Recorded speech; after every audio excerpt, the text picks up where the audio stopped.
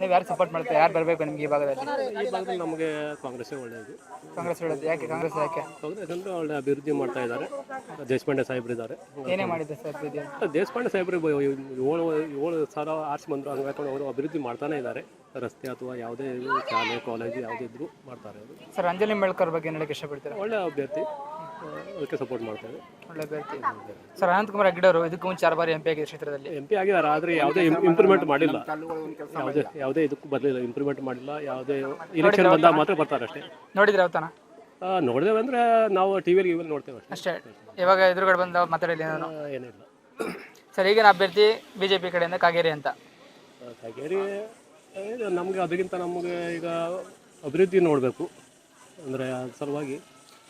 Sir ಈಗ vote ಮಾಡೋದು ಒಂದು ಪಕ್ಷ ನೋಡ್ಕೊಂಡ, ವ್ಯಕ್ತಿ ನೋಡ್ಕೊಂಡ, ಅಭಿವೃದ್ಧಿ ನೋಡ್ಕೊಂಡ? ಇಲ್ಲ, ಹಂಗಲ್ಲ. ನಾವು ಮುಂದೆ ನಮ್ಮ ದೇಶಪಾಂಡೆ ಸಾಹೇಬ್ರು ಇದ್ದರಿಂದ ಒಳ್ಳೆ ಅಭಿವೃದ್ಧಿ ಆಗ್ತದೆ ಅಂತೇಳಿ ನಾವು ಇದು ಮಾಡ್ತಾ ಇದ್ದೇವೆ.